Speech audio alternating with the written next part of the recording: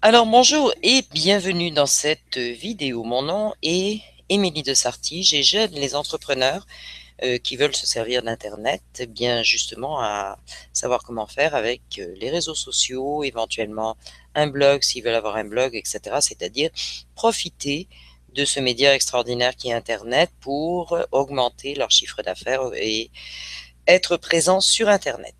Et aujourd'hui, je vais vous parler de autre chose, pas tout à fait, puisque on va parler de financement de projet, qui est un volet extrêmement important, parce que c'est bien beau de s'installer sur Internet pour augmenter son chiffre d'affaires, etc., etc., mais il y a toujours une limite qui s'appelle le financement. Et on va regarder quelles solutions de financement on peut trouver qui permettent effectivement de réaliser des projets, des rêves. Alors, cette vidéo ne s'adresse pas aux entrepreneurs uniquement, puisque ce que je vais vous présenter s'adresse autant aux projets personnels, c'est-à-dire vos rêves, hein, faire le tour du monde, c'est-à-dire bâtir votre maison, par exemple, pour votre famille, etc., etc. Vous connaissez vos propres projets, les rêves que vous avez dans votre tête. Ça s'adresse également aux entrepreneurs, donc projets d'entreprise, d'agrandissement d'entreprise, etc. Et à toute personne aussi qui a des projets humanitaires. Donc, vous voyez, ça couvre un très très large terrain et c'est extrêmement intéressant. Alors, il s'agit donc du crowdfunding. C'est la solution actuelle aux problèmes bancaires, etc., que tout le monde rencontre. On va revenir là-dessus un petit peu après. Le crowdfunding, c'est un terme anglais qui veut dire le financement par la foule. En gros, qu'est-ce que c'est?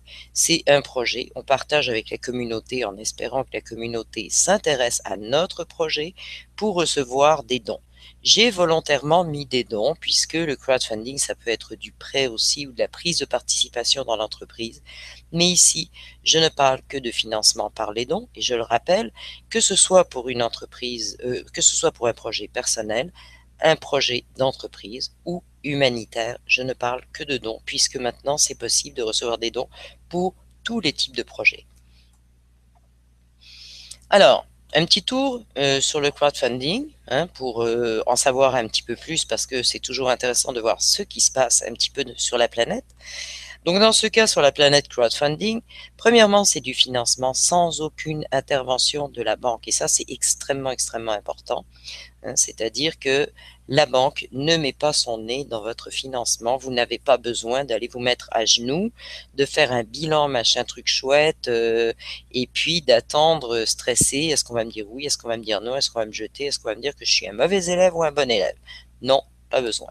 Alors, historiquement, c'est très vieux, hein, c'est de l'entraide, donc c'est très très vieux le crowdfunding, mais ça a été vraiment formalisé à peu près à l'époque de la Statue de la Liberté, 1885, peut-être même avant, mais celui-là est très connu par Monsieur Pulitzer qui a fait une campagne pour financer le piédestal de la Statue de la Liberté, qui, sans cela, serait peut-être toujours couché dans le port de New York, ce qui n'est pas une bonne position pour cette statue.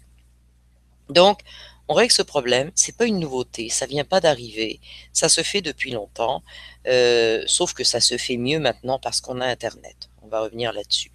Alors, la plus grosse campagne de l'histoire, c'est quand même celle de Barack Obama, celle qui a permis à Barack Obama de faire sa première campagne électorale, tout simplement parce que bon, il n'était pas issu d'une famille riche, il n'avait pas ce qu'il fallait pour financer sa campagne.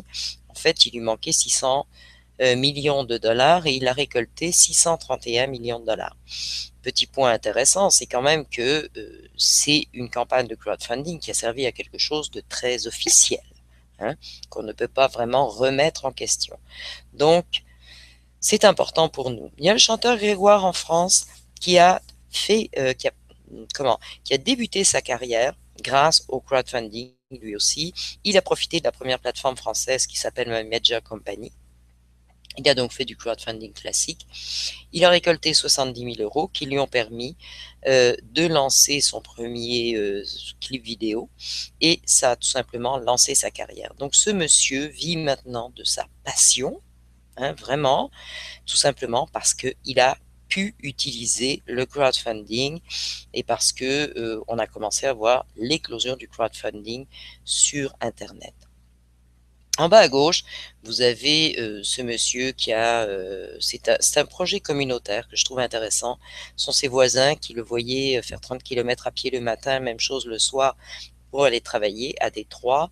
Ils ont donc lancé une campagne de crowdfunding et pour lui acheter une voiture. Et ils ont récolté 350 000 $ et en plus, le concessionnaire de la ville lui a donné la voiture. Bref, ils l'ont remise à flot. Je pense que ce monsieur est très, très, très heureux d'avoir pu bénéficier du crowdfunding, de la générosité de ses voisins qui ne pouvaient pas effectivement lui acheter une voiture. Mais le crowdfunding a permis. Et ça n'est pas le seul cas, loin de là. Alors, on a d'un côté plus officiel aussi, la ville de Paris qui a lancé une campagne de financement participatif pour financer sa candidature au JO de 2024, et puis EDF qui a récolté 100 000 € grâce au financement participatif pour un parc d'éoliennes. Je pourrais vous donner des centaines d'exemples de financement participatif d'entreprises, de projets écologiques, etc. Et pourquoi je pourrais vous donner ça? Parce qu'actuellement, c'est la grande explosion. Vous avez ici une carte de la planète avec ce qui se passe un petit peu au niveau de la planète, parce que c'est en train d'exploser partout.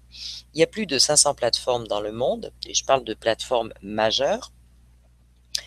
La Chine vient d'autoriser la création de ces 2 premières plateformes de crowdfunding, c'est pour dire. Hein. Et c'est donc Internet qui permet ce développement du crowdfunding. Alors, au niveau développement, je vais aller très très vite, mais je veux juste que vous regardiez ces chiffres. En 2010, il y avait eu 0,9 milliards de dollars d'échangés par le crowdfunding. Je dis bien échangés puisque ça passe en dehors des banques. Ça passe d'un particulier à une entreprise, d'un particulier à une ONG ou à un autre particulier, etc. Donc cet échange-là, dans le dos des banques, j'aime bien dire ça, il y a eu 0,9 milliards en 2010. C'est pas mal, sauf qu'en 2014, on était à 16,4 milliards et on est à 35 milliards en 2015. C'est vraiment l'explosion économique du financement participatif. On est dans une nouvelle économie qui est en train de se créer. Et ben, je suis contente parce que j'en fais partie. C'est quand même une très bonne nouvelle. Donc, c'est vraiment, vraiment, vraiment ce qui permet de pallier à tous ces problèmes bancaires qu'on peut retrouver. Alors, au niveau officiel, on va regarder ce qui s'est passé en France, mais ça s'est passé aux États-Unis, dans la plupart des pays. C'est que le crowdfunding est légal. La ministre Fleur Pellerin fait une belle déclaration là-dessus. Ici, vous avez une capture d'écran d'un site gouvernemental. Donc, vous voyez, c'est tout à fait officiel. Et vous avez en bas ici les 3 formes de financement participatif. Donc, il y a le don. Hein, je vous ai dit que je vous parlerai du don particulièrement, qui est reconnu par le gouvernement, qui est défini dans la législation et qui est reconnu par la Banque de France aussi. Il y a ensuite le prêt, tout le monde sait ce qu'est un prêt, et il y a la prise de participation dans les entreprises. Nous ne nous occupons que de dons. Mais vous voyez que c'est officiel. Alors, comment fonctionne une plateforme classique, hein, parce que je vais faire la distinction. Évidemment, comme toute chose qui existe, il y a des améliorations qui sont en train de se faire. Le crowdfunding n'y échappe pas. Il y a eu un fonctionnement X pendant un certain temps, et puis maintenant, il y a des améliorations. Donc, on va regarder ce qui se passe dans le crowdfunding classique. Vous avez une idée, vous cherchez une plateforme.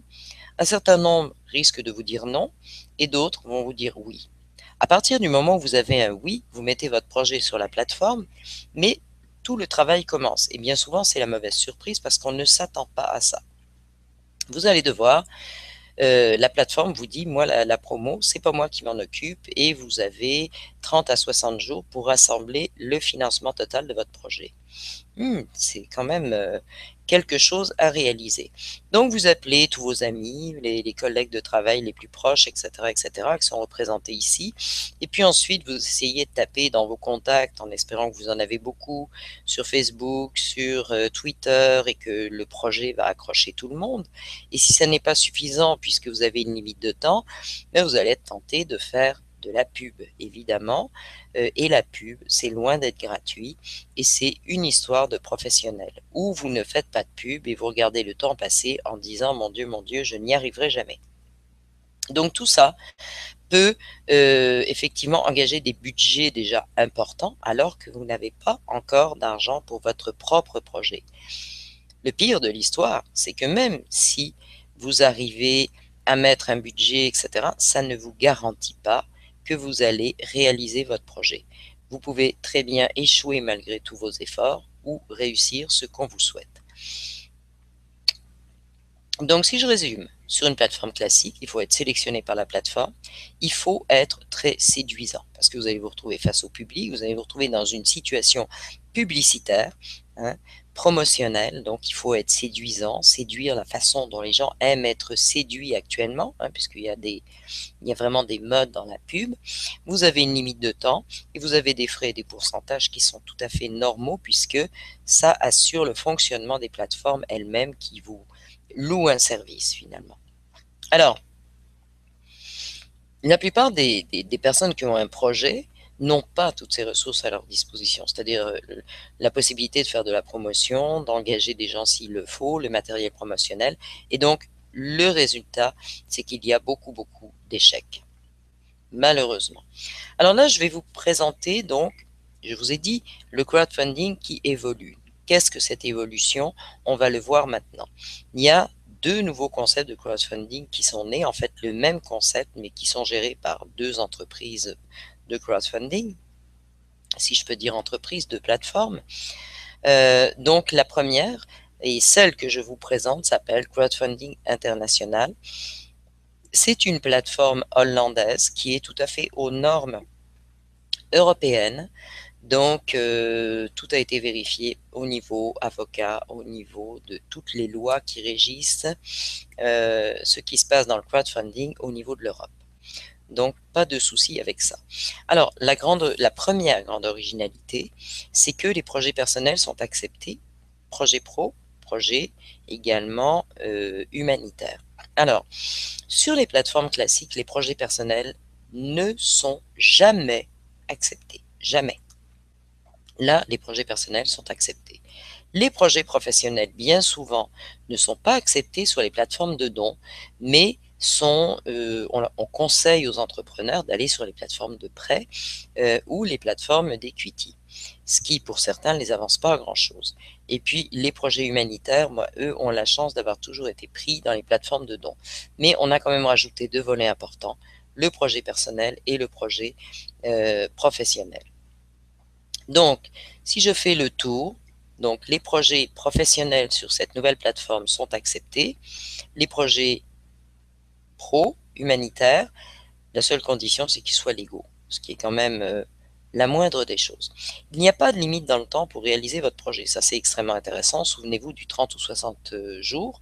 Là, vous n'avez pas cette limite. La distribution des dons est équitable. Elle est faite grâce à un algorithme qui a permis de créer un logiciel et qui va donc faire une distribution de tout ça sans avoir besoin de passer par la pub, etc., de plaire et d'avoir l'allure la plus moderne possible, la plus in possible. Et, chose extrêmement importante, c'est une plateforme internationale.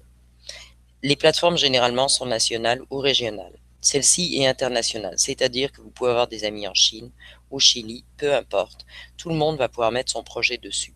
Ça, c'est extraordinaire parce que imaginez le potentiel de projets qui peuvent rentrer sur cette plateforme. Si vous associez projet personnel et plateforme internationale, c'est absolument incroyable le nombre de personnes qui peuvent enfin réaliser ces projets, ou d'associations, ou de personnes qui veulent monter leur entreprise, etc., etc. Alors, cette plateforme de crowdfunding est basée sur le partage et la redistribution équitable des dons.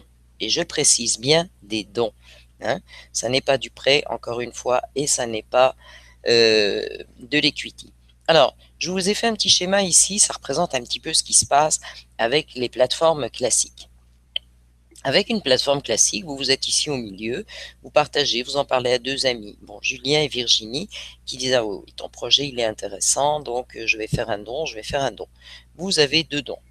Ouais, la belle affaire.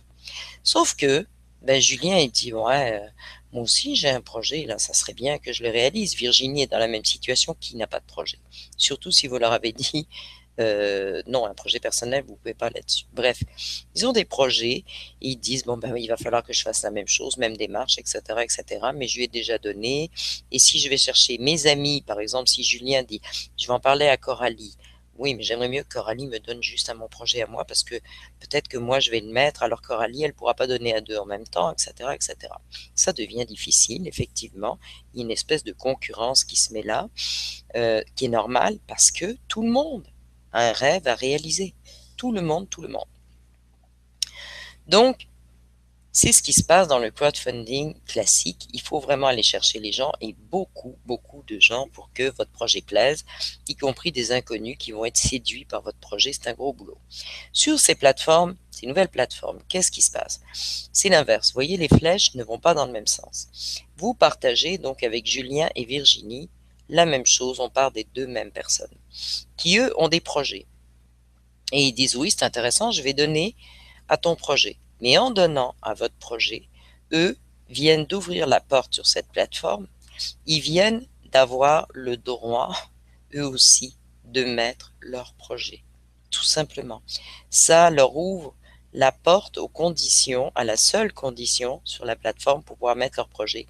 Ils vous donnent et tout d'un coup, paf, ils peuvent mettre leur projet et eux-mêmes donc financer leurs rêves, etc. Donc ça va être facile pour Julien d'en parler à Coralie parce que Coralie, il va pas l'envoyer vers vous, il va l'envoyer vers lui pour financer son propre projet. Et Coralie, qui a aussi une idée de génie, va en parler à Océane, etc., etc. Je vous fais pas un dessin, vous comprenez très très bien comment ça fonctionne. Donc, combien de projets? Dans le cas précédent, ici, il y avait un projet de réaliser, le vôtre, un seul. Ici, vous avez combien de projets qui peuvent se réaliser? Bien, chaque personne qui fait un don à la personne la plus proche va pouvoir mettre son projet sur la plateforme et recevoir des dons pour le réaliser. Donc, on multiplie vraiment de façon extraordinaire le nombre de projets qui vont pouvoir aboutir. Alors évidemment, il y a un savant calcul avec ça que je ne vous ferai pas maintenant. Alors, on va venir là-dessus, tout le monde a des rêves. Rêve, projet. Un projet, ça part toujours d'un rêve. Hein. On rêve d'avoir notre entreprise, on rêve de faire le tour du monde, on rêve et on souhaite avoir une retraite confortable, passer les dernières années de notre vie, non pas à tirer le diable par la queue, mais à faire des choses qu'on aime faire, qu'on n'a pas eu le temps de faire pendant sa vie, etc., etc. Et beaucoup de gens n'y arrivent pas actuellement. Euh, on a des enfants, des petits-enfants qui rêvent de faire des études qui coûtent extrêmement cher parce que bon, ils ont tel et tel projet. Bref, tout le monde a des rêves. Vous avez des rêves. Les gens qui sont autour de vous ont tous des rêves, des projets. Je fais non pas une distinction entre rêve et projet, mais bien souvent on parle de projet. Quand on commence un petit peu à voir comment on va pouvoir mettre le rêve en forme, hein, comment on va pouvoir se diriger là-dedans. C'est évident que tant qu'on n'a aucun moyen de le réaliser, tant qu'on n'a pas d'argent pour réaliser son rêve, il n'y a rien qui se met en forme. Hein. C'est pour ça que je parle de l'étape rêve. Et dès que vous savez que vous pouvez avoir des fonds pour votre projet, que vous allez pouvoir le financer, croyez-moi, vous allez voir, ça va se transformer en projet extrêmement rapidement en disant, eh ben oui, je vais pouvoir faire ça, plus ça, plus ça, plus ça, plus ça, et les choses vont se mettre en place immédiatement dans votre tête. Alors, la vision des fondateurs, il y a deux choses, permettre à chaque personne de réaliser ses rêves et ses projets, et la deuxième, que moi je trouve extraordinaire, changer le monde projet par projet. Et ça, c'est une vérité. Imaginez que chaque personne, ou que même une personne sur 10 réalise ses rêves ou ses projets. Je vous assure que les 9 autres, ils vont aller lui demander comment il a fait. Mais déjà, une personne sur 10 réalise son projet, son rêve, etc. Imaginez comme le monde va changer. Il y a des gens qui ont des projets humanitaires, mais même un projet personnel va changer les choses. Prenez une famille qui vit dans un HLM et qui va sortir ses enfants de ce milieu qui dérange beaucoup pour l'apprentissage, pour l'école, etc., les objectifs que les enfants peuvent poursuivre, et qui va pouvoir les loger à un endroit où l'environnement est très sain autour d'eux. Ça fait une très très grande différence. Alors il y a deux conditions pour recevoir des dons pour votre propre projet, et je vous en ai déjà un petit peu parlé. Vous, sur l'image où il y avait toutes les personnes qui avaient des projets, avoir un projet et le déposer sur la plateforme. Donc quand vous parliez à Julien, par exemple, Julien avait un projet et Julien pouvait parler à ses amis qui avaient eux aussi des projets. Donc le projet est déposé sur la plateforme, c'est-à-dire qu'il y a un petit logiciel pour mettre ça en place et puis vous écrivez, vous mettez des photos, etc. Et la deuxième chose, c'est de faire un don pour recevoir des dons à votre tour. Donc, au lieu de faire un don tout simplement au projet de votre ami, parce que ben, vous dites oui, je lui fais un don parce que son projet est sympa. Oui, vous allez faire un don, mais en même temps, vous pouvez réaliser votre projet. C'est extraordinaire. Et vos amis à vous vont pouvoir venir là en disant, il a un projet extraordinaire, je lui fais un don, et je suis contente pour lui qu'il réalise ce projet, même peu importe. Et en même temps, moi, je peux réaliser le mien, et mes amis, etc., etc. Vous voyez, c'est une chaîne vertueuse en quelque sorte. C'est-à-dire que tout le monde qui a des rêves, qui a des projets, va pouvoir déposer son projet sur la plateforme et tout simplement permettre à ses amis, ses proches, ses relations de réaliser à leur tour leur projet. Les collègues de travail aussi, on en a. On sait très bien qu'ils ont des projets dans les cartons, mais ils n'arrivent pas à les réaliser.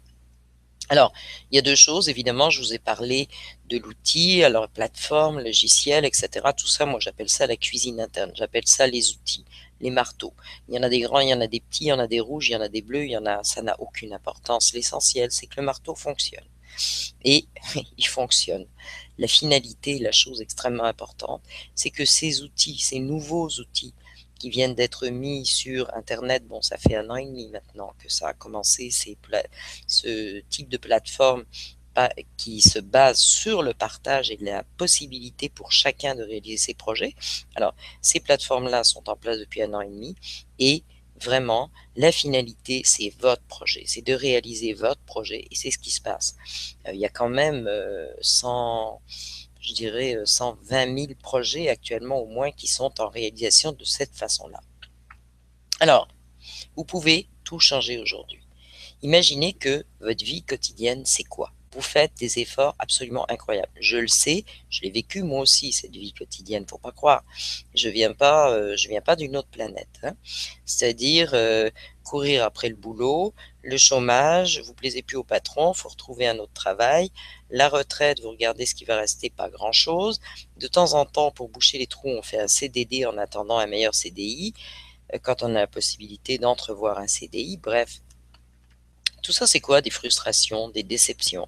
Et finalement, il faut dire les mots, les choses telles qu'elles sont, il ne faut pas avoir peur des mots, c'est la pauvreté. Parce que la plupart d'entre nous, je suis désolé, mais même avec un salaire de 1 500 euros, c'est quand même un salaire de misère par rapport aux efforts que vous fournissez, hein. Les fins de mois sont pas faciles et les découvertes, ça arrive fréquemment. Même 2 000 euros, on ne fait pas grand-chose avec ça.